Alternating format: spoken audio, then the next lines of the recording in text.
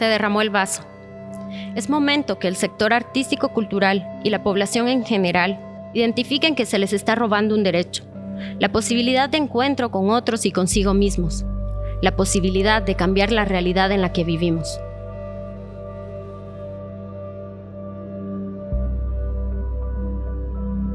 Hola Magda Angélica, gracias por aceptar el espacio. Si nos pudieras empezar a contar un poco de tu trabajo y cómo se vincula con el arte. Hola Ana Lucía, pues gracias a ustedes por este espacio también. Tengo como 2 ramas de trabajo. Por un lado soy cantautora con más de 25 años de carrera y mi búsqueda en el arte y en la música es generar espacios de encuentro entre sentires y pensares diversos. Entonces, he estado trabajando dentro de un género que le llaman world music o música del mundo, pero a mí me gusta llamarle música puente porque la idea es eso, integrar, digamos, distintas expresiones de identidad y cultura y podernos encontrar desde lo profundamente humano. Y la otra parte de mi trabajo es académica. Trabajo como académica investigadora en el Instituto de Diversidad Sociocultural en la Universidad Rafael Andívar y tengo a cargo una línea de investigación en arte. Entonces, procesos de arte como herramienta de transformación social y ahora estoy empezando un proyecto, bueno, ya ni tan empezando porque ya lleva un año, en políticas y legislación cultural y en el rol de los colectivos artísticos a partir de la firma de los acuerdos de paz. Entonces, pues todo mi trabajo confluye en el arte.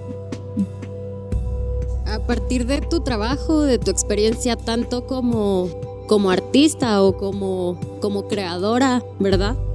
Y el vínculo que tenés con la investigación, con la política pública, con la legislación, me gustaría preguntarte si nos puedes explicar o introducir cómo funciona en Guatemala la estructura a partir de sus instituciones con el arte y con la cultura. Sí, primero yo creo que es importante que entendamos que la cultura abarca todas las dimensiones humanas. No solamente el arte. El arte, claro que es un pilar muy importante, pero es una parte, es un elemento que forma parte de la cultura de un país. La cultura está ligada a la educación, a la economía, a la salud y por tanto se ha determinado a nivel de las políticas en Guatemala que la cultura debería ser una dimensión que se incluye en todos los planes y proyectos del Estado. El ente rector, digamos, a nivel de Estado en Guatemala es el Ministerio de Cultura y Deportes, quien, digamos, que es la instancia estatal que guía o tiene la responsabilidad de orientar, digamos, todo el trabajo cultural en el país, pero digamos que la responsabilidad de sacar adelante este sector no solamente compete al Estado o al gobierno, sino que a todas las instancias a nivel nacional, iniciativa privada, las empresas, organizaciones de la sociedad civil, los colectivos artísticos, las y los artistas, los gestores, las gestoras culturales, ¿verdad? Incluso las personas encargadas de la educación en el país. Entonces es una dimensión que debe abarcar otras áreas sociales. Y pues claro, a nivel del Estado y del gobierno es el Ministerio de Cultura y Deportes el ente rector. Me parece muy importante cuando mencionas que la cultura no involucra solo a los artistas como tal, sino que tiene que ver con la estructura general de una sociedad en todos sus aspectos humanos y acercándonos específicamente a cómo se administra, podríamos nombrarlo desde el Ministerio de Cultura y Deportes, pues si nos puedes explicar cómo funciona a nivel estructura o desde esta institución o este ente rector, toda esta administración. ¿Cuál es el proceso lógico en esta administración? Sí, lo que tú mencionas al principio es importante entender a nivel conceptual qué significa la cultura. Y hay un concepto que toma tanto las políticas culturales como el plan de desarrollo cultural a largo plazo, que son los 2 pilares de lineamientos, digamos que orientadores del ejercicio de la cultura en el país, que es el concepto de UNESCO. Entonces UNESCO habla de que la cultura involucra todas las formas de vida, las escalas de valores, los derechos humanos, todas las formas de vivir, de interacción humana, ¿verdad? Entonces esto es súper importante de entender porque quiere decir que no existe ser humano sin cultura, ¿verdad? Heredamos del siglo XV, digamos, estos conceptos dicotómicos, digamos, que todavía hoy escuchas gente decir, ay, es que esa gente es inculta, ay, esta es música culta y esta es música popular, o digamos decir que el arte de Comalapa es arte naïf, que para mí es un insulto, ¿verdad? Porque ¿cómo vas a decir naïf? O sea, naïf quiere decir infantil, inocente, inacabado a un proceso que lleva siglos de desarrollo, ¿verdad? Entonces son cuestiones que es importante conocer y también cuestionar y observarnos qué estamos diciendo, qué estamos pensando sobre la cultura en este país, ¿verdad? Y a nivel, digamos, de la administración, pues el ministerio tiene dos grandes áreas, digamos, como su nombre lo dice. Es el Ministerio de Cultura y Deportes. Ahora que es importante decir que a este ministerio que realmente es joven porque nace más o menos a mediados de los años 80 en Guatemala y hereda varias instancias que pertenecían al Ministerio de Educación. Así surge el Ministerio de Cultura más o menos en 1986. Y la idea de tomar estas dos grandes áreas surgió de referencias de otros países donde había funcionado bien de esa manera. Ahora, digamos que la parte del deporte que corresponde a este ministerio es el deporte no federado. Se refiere a deporte y recreación. Entonces aquí, digamos que a nivel del presupuesto, digamos, el ministerio funciona ahorita más o menos con 622 millones de quetzales en este año 2020, y para el 2021 en la propuesta se incluyó un presupuesto para este ministerio con un déficit de 71 millones de quetzales, es decir, con un funcionamiento menor, digamos, a esos 622 millones de quetzales. El desafío que ha habido en algunos momentos una discusión si sería importante separar la cultura del deporte porque se le da prioridad presupuestalmente al deporte. Entonces, más o menos yo hice una revisión de cómo está distribuido el presupuesto. Más o menos el 50% se va a deporte y el otro 50% a cultura, pero ese 50% se diluye entre todas las instancias de cultura que también incluyen patrimonio y las distintas direcciones que hay en el Ministerio de Cultura referentes al arte y a patrimonio, ¿verdad? Entonces, digamos que ese es un gran desafío. Y también a nivel del funcionamiento no se ha entendido qué vínculos podrían haber entre la cultura y el deporte. Y como te decía, es deporte y recreación. Entonces hay un concepto ahí que es la recreación activa y pasiva. Digamos que al ministerio le corresponde toda la parte, diríamos, de un ocio. Digamos que el ocio es un derecho humano también. Entonces tú puedes recrearte activamente o pasivamente. ¿Qué quiere decir eso? Activamente es toda la recreación que involucra movimiento. Y pasivamente toda la recreación que involucra contemplación. ¿Qué quiere decir esto? Digamos, contemplación si tú vas a ver un concierto, si tú vas a ver una exposición, eso es recreación pasiva porque tú estás admirando, digamos, una presentación, una obra artística. Y activa, pues involucra movimiento. Entonces ahí podría haber un vínculo entre el deporte y la cultura. ¿Por qué? Porque se podrían organizar, digamos que, actividades de danza. Ahí estás involucrando cultura y la recreación activa porque implica movimiento. Digamos, si haces un proyecto de danza en una comunidad, por ejemplo, estás involucrando ahí tanto la cultura como el deporte. Y pasiva, pues la parte del deporte también involucra la recreación pasiva. Ahí podría haber un vínculo entre estas dos grandes áreas, ¿verdad? Que está desaprovechada y que no se ha entendido así y que podría incidir también en la ejecución del presupuesto del ministerio. Dentro del ministerio, las propuestas que han surgido en el transcurso de los años se han creado lineamientos para las políticas culturales, que hoy en día algunas funcionan, algunas no. ¿Podrías explicarnos cuáles son estos lineamientos? ¿Cuál debería ser el funcionamiento y qué es lo que no está ocurriendo. Como te decía, hay dos grandes lineamientos orientadores que son las políticas culturales, deportivas y recreativas 2015-2034, que esa fue una actualización y que surgieron en el año 2000. Ahí se crearon, en el 2015 se actualizaron, y yo quisiera resaltar que ese fue un esfuerzo grande y positivo para el país, porque se unieron más de 600 personas para llegar a acuerdos y llegar a la creación de esas políticas, ¿verdad? Y ahí yo creo que es importante resaltar que la cultura está demostrando, o el sector cultural demostrando que sí pueden unirse personas que trabajen por un objetivo común, aunque tengan perspectivas o pensamientos distintos, ¿verdad? Ese es un lineamiento orientador, y el otro es el Plan de Desarrollo Cultural a Largo Plazo que surgió en el 2007, también a partir del consenso con distintos actores.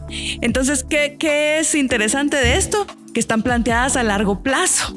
Si te das cuenta, 2015-2034 es un planteamiento a largo plazo. Y el plan de desarrollo, en su nombre lo dice, Plan de Desarrollo Cultural a largo plazo, ¿verdad? Entonces, ¿qué pasa en Guatemala? Hay distintos elementos importantes que se plantearon en ambos documentos, como el sistema de información cultural, como la cuenta satélite de cultura en Guatemala, que te puedo ampliar más ampliamente. Bueno, redundo, ¿verdad? Que te puedo ampliar más adelante si tú quieres. Pero ¿qué son estas cosas? Por ejemplo, el sistema de información cultural es un proyecto que en su diseño planteaba tener, por ejemplo, un mapeo de los centros culturales en Guatemala, quiénes son los artistas, las artistas, qué actividades se hacen, estudios de percepción de público, por ejemplo, y debía formar parte de un sistema mayor, que es un sistema de más complejo, digamos, para que la persona que tuviera interés pudiera cruzar categorías. Se planteaba de una manera digital.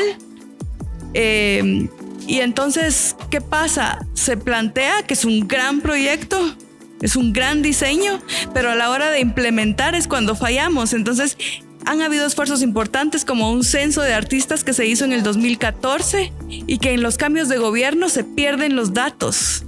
Entonces, este censo que se hizo, digamos, según entiendo, en colaboración con la Comisión de Investigación por el Arte del Ministerio, que fue un avance, se perdieron los datos.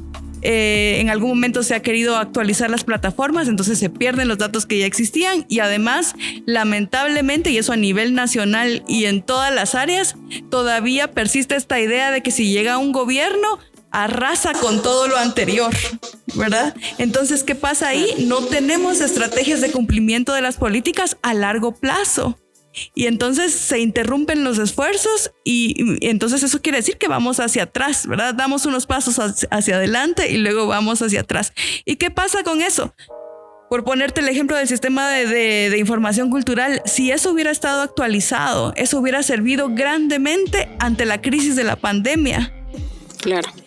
Ahora, por ejemplo, el gobierno ofreció un apoyo económico, un proyecto de apoyo económico a distintos sectores, ¿verdad? Dentro de los cuales algunos fueron diseñados para el arte específicamente, y las asociaciones tuvieron que hacer listados que fueron entregados, no se sabía si al Ministerio de Desarrollo o al Ministerio de Cultura o al Ministerio de Economía, a quién había que entregarlo, y eso era una cuestión fundamental que debía haber estado actualizada en el sistema de información cultural, ¿verdad?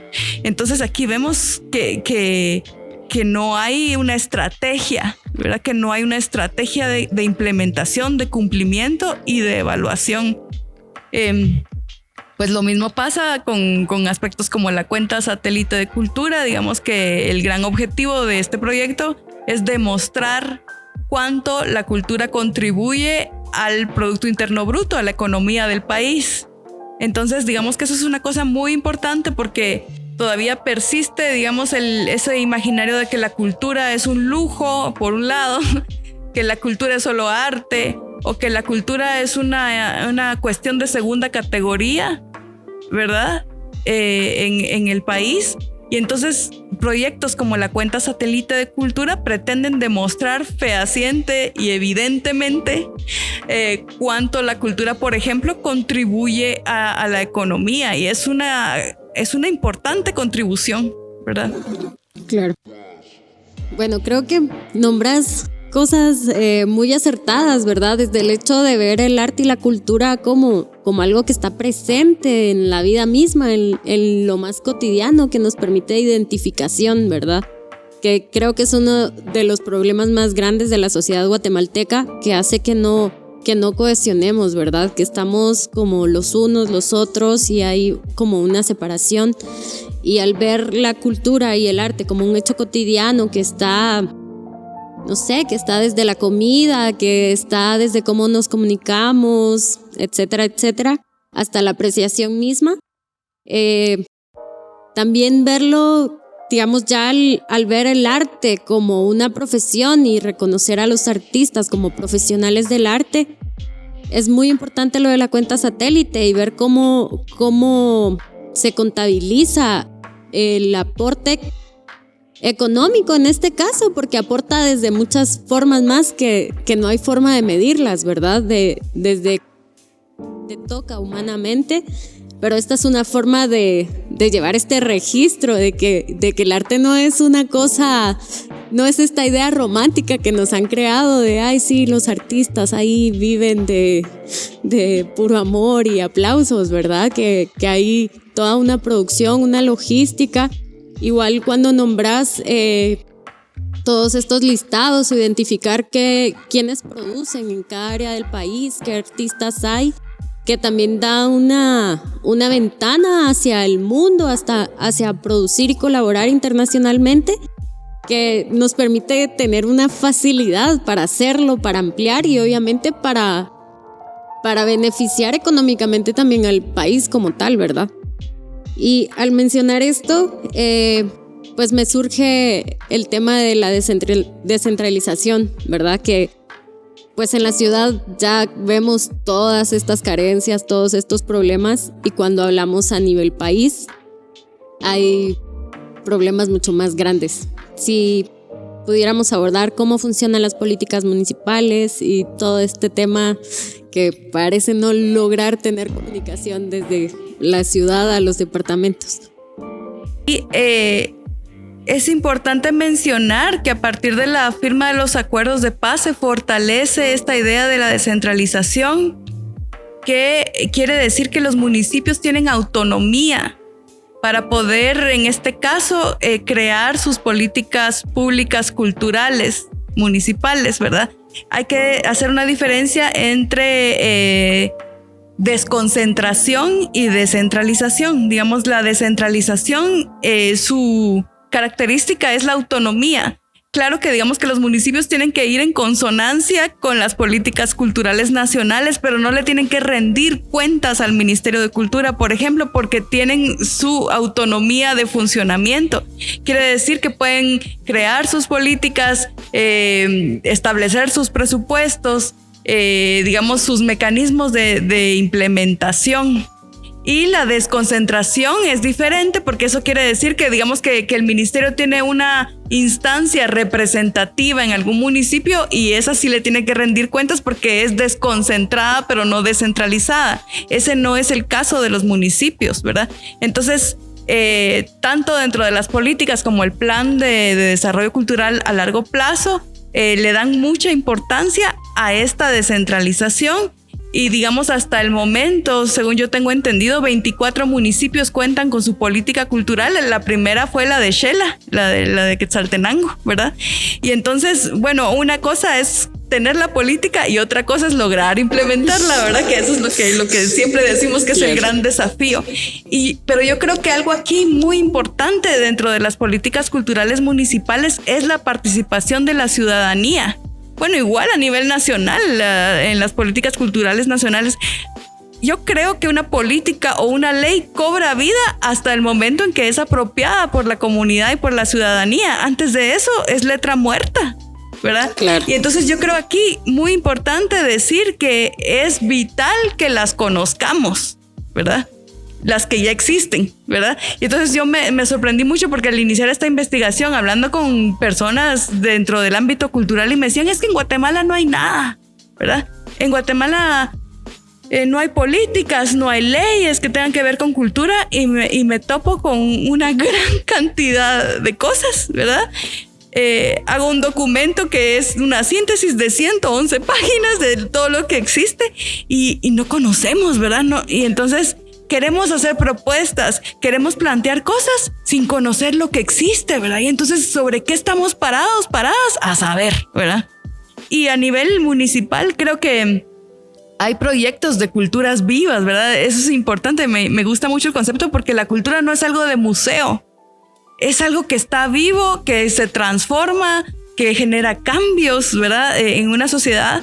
Y entonces es súper importante que exista una forma de consejos a nivel comunitario, municipal, donde la ciudadanía se apropie de esas políticas y se puedan implementar de forma constante, que tengan procesos de evaluación, de medición, de rendición de cuentas, ¿verdad? Eso es muy importante. Me parece muy curioso que partimos hablando de este ente rector, ¿verdad? Que suena como una cosa difusa, que no tenemos muy claro qué es. Y ahora estamos hablando del elemento más importante dentro de la cultura, que es la ciudadanía, ¿verdad? Y que en realidad esta estructura jerárquica que de alguna forma nos han planteado funciona al revés, ¿verdad? Que viene desde la comunidad, desde el diálogo, desde el contacto, o esto que planteas como culturas vivas, y que puede funcionar de otra forma, ¿verdad? ¿Qué necesidades tenemos? ¿Qué estamos requiriendo ahora para hacer que esta estructura extraña y difusa funcione, ¿verdad?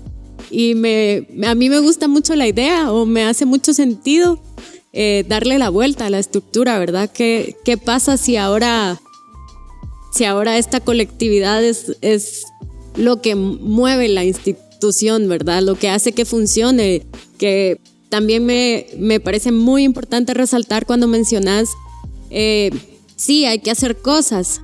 Bueno, pero para hacer cosas hay que conocer, hay que saber qué se ha hecho antes.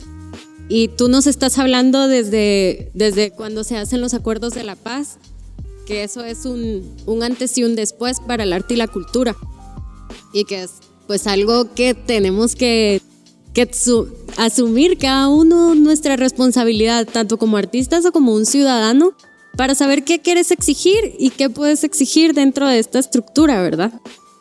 Solo una cosa ahí que yo creo que es importante resaltar es que debe ser un proceso en doble vía, porque la ciudadanía elige a sus autoridades, ¿verdad? Entonces hay una representatividad ahí, supuestamente, ¿verdad?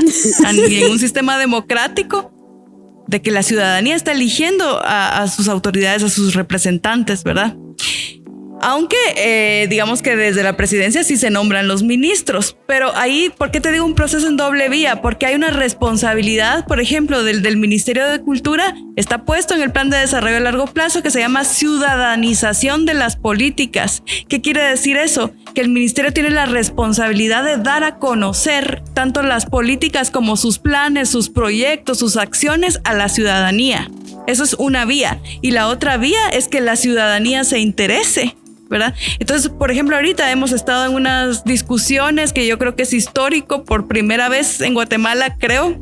Estamos dialogando asociaciones, que yo resalto la importancia de la organización y de las asociaciones porque aglutinan, digamos, el trabajo de distintos gremios artísticos. Pues estamos dialogando y proponiendo que haya mesas técnicas de diálogo con el ministerio, porque entonces ahí habría esa otra vía, que es la recepción, digamos, de parte del ministerio de una retroalimentación de los actores culturales para decir qué se necesita, cuáles son las realidades, de qué manera se propone que se pudieran implementar proyectos. Digamos, ahorita hubo esta iniciativa de las nuevas autoridades del ministerio del programa Apoyarte, que en un principio tenía, digamos que, bueno, ahí podríamos hablar mucho, pero una idea, digamos, que se planteaba como una cuestión asistencialista, cuando en realidad lo que se estaba proponiendo era una contratación de servicios.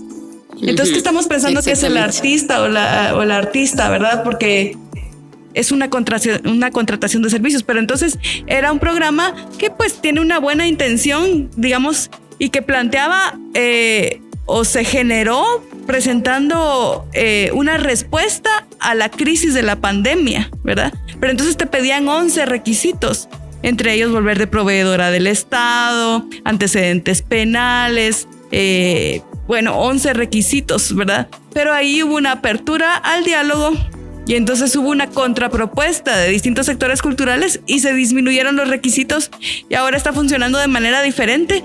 Y yo creo que es algo positivo porque se atendió, digamos, esa sugerencia y se pudieron flexibilizar, digamos, los procesos y ya no tener esos 11 requisitos, sino que se disminuyeron. Entonces yo creo que es una buena experiencia, digamos, que como ir sistematizando qué es lo que va pasando, pero en esa doble vía. Es necesario, urgente, vital, digamos, que haya un diálogo permanente, ¿verdad?, entre las autoridades y la ciudadanía. Desde tu expertise, tu conocimiento y esta experiencia, ¿qué acciones ves como las posibilidades de camino, las posibles soluciones o propuestas que se pueden empezar a tomar más allá de la situación que se está viviendo como pandemia? Porque sabemos que el sector cultura y arte ha tenido problemas siempre, no es ahora, digamos, ahora se están enfrentando a una crisis laboral, ¿verdad?, que estamos viviendo a nivel país y sobre todo el sector artístico porque fue el primero en frenar sus labores. Pero estamos hablando de una problemática en estructura, ¿verdad?, dentro del sistema que no ha funcionado durante mucho tiempo. ¿Cuáles son las acciones más cercanas que se pueden empezar a tomar para ir en esta búsqueda de este diálogo, de poner a funcionar estas políticas culturales? Pues mira, yo veo varias cosas como desafíos a largo plazo y cuestiones también que podrían empezar a funcionar. Algo que creo que es prioritario son los procesos de sistematización y evaluación de las acciones dentro del ministerio. Eso está planteado tanto en las políticas como en el plan de desarrollo cultural a largo plazo. Dice que deben existir evaluaciones anuales y bianuales del funcionamiento del ministerio. ¿Por qué sería importante eso? Porque estaríamos teniendo primero un registro de qué se ha hecho. O sea, no vendrían las nuevas autoridades a querer inventar el agua azucarada, como decimos, sino que ya habría un registro de qué se ha hecho, de los esfuerzos que se han hecho y poderles dar continuidad. La continuidad es clave, ¿verdad? Entonces ahí está planteado. No, esto no es tener informes de gobierno, no es eso, ni tampoco los POAs que existen, ¿verdad? Son procesos serios de registro y de sistematización de las acciones que permitan ver qué ha funcionado, qué cuestiones hay que mejorar o cambiar, ¿verdad? Porque dentro de la evaluación también está la flexibilidad. Eso es clave y es fundamental. Por otro lado, pues generar esos espacios de participación. En Guatemala no hemos entendido todavía qué es el diálogo, ¿verdad? Y eso es una cuestión que necesitamos una transformación profunda cultural, porque diálogo no es una imposición. Diálogo es poner sobre la mesa las diferencias y quizá llegar a consensos cuando es necesario, pero primero reconocer y respetar esas diferencias, esas distintas perspectivas. Eso es un gran desafío que tenemos. Y la otra cuestión que yo creo que es un gran desafío a largo plazo es retomar qué papel o qué rol está teniendo el arte dentro de la educación, del sistema educativo nacional.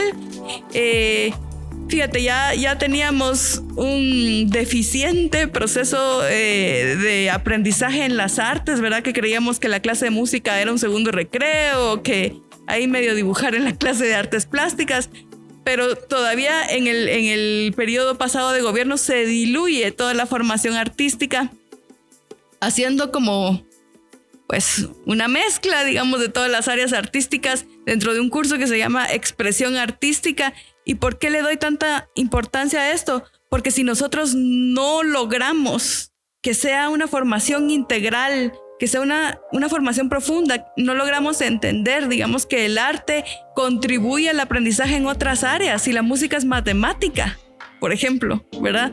Si el arte nos puede acercar a tener un pensamiento crítico, una visión distinta de la realidad, vamos a seguir pensando que un artista es alguien que me entretiene, digamos, en una música de fondo cuando estoy en una fiesta. Que un pintor me tiene que hacer un cuadro acorde a mi sala, ¿verdad? Para que se vea bonito el cuadro con los colores de mi sofá, ¿verdad? Y entonces, si nosotros no llegamos como sociedad a entender qué rol, digamos, el rol tan importante en nuestra identidad de la cultura y del arte, no podemos avanzar. Simplemente no podemos avanzar porque no vamos a tener una perspectiva amplia, porque vamos a seguir siendo personas que no se cuestionan, que no tienen pensamiento crítico, que no pueden, digamos, aspirar a crear opciones de solución de problemas. Esa es la creatividad. La creatividad es un derecho humano y es lo que te hace cuando tenés un problema. Bueno, entonces, ¿qué hago, verdad? ¿Qué hago? Eso es creatividad. Entonces, digamos, eso es un desafío muy importante.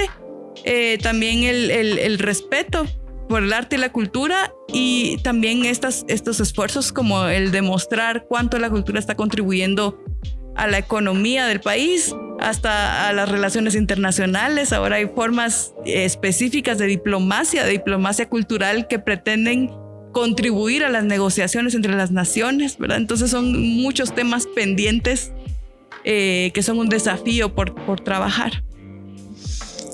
Ay, bueno, creo que a mí me parece que la forma de verlo es una invitación, ¿verdad? Yo lo veo como una invitación, y partir desde los conceptos mismos de qué significa esto, a qué nos lleva esto.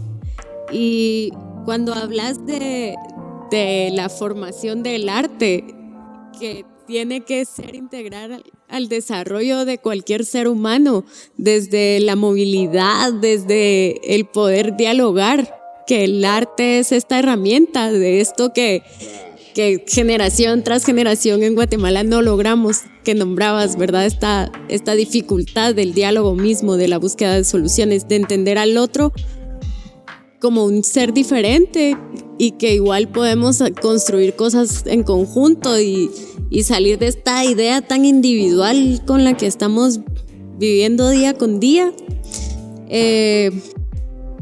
Pues creo que tenemos un montón de temas para seguir profundizando y hablando. No sé si hay algo que querrás resaltar o agregar.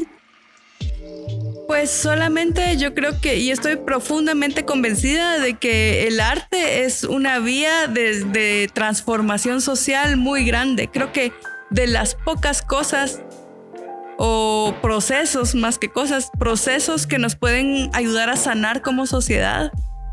Somos un país que tiene pendiente su sanación, ¿verdad? Vivimos 36 años de guerra y hay gente que dice, ya hay que olvidarse del pasado. Pues el pasado hay que elaborarlo, ¿verdad? Hemos heredado una cultura de desconfianza, confrontación, violencia, y yo creo que el arte ahí tiene un papel fundamental como derecho humano. Encontrar nuestra voz, poder revisar la historia, quiénes tienen voz y quiénes no tienen voz en la historia, trabajar desde nuestros cuerpos. El cuerpo es un lugar de construcción de conocimiento, donde está grabada la historia.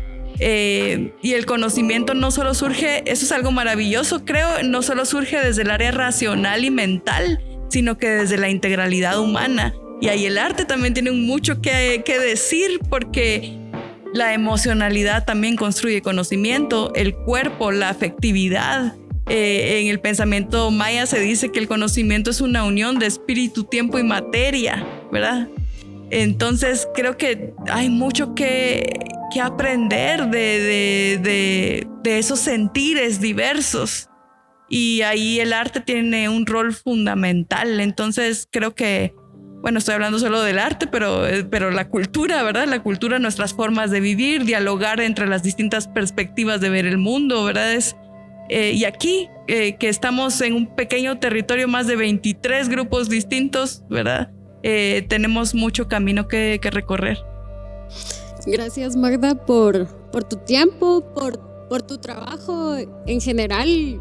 Me refiero a tu trabajo que es constante y que va siempre en esta búsqueda de esta integración humana del arte y la cultura, desde la investigación, desde la historia y desde ti como cantautora, digamos, en todos estos aspectos que volvés real en tu hecho cotidiano esta integración, que es lo que hemos estado hablando, ¿verdad? ¿Cómo hacemos que esto se integre? Y pues es una forma de empezar este camino o este trabajo que en realidad ya ha sido empezado por muchos y que hay que retomar, que hay que generar estas plataformas de diálogo. Gracias por este aporte, por sumarte al Colmo y a esta edición de podcast del Rebalse, y esperamos que podamos seguir teniendo tu participación y tu aporte desde tu conocimiento. Pues muchas gracias a ti, Ana Lucía, y felicidades a quienes impulsan y han creado este proyecto que lo considero muy importante para el país, y pues yo feliz de poder participar, y ojalá que podamos unir esfuerzos, que eso es algo muy importante también para desarrollar el sector cultural en Guatemala, y pues a la orden siempre.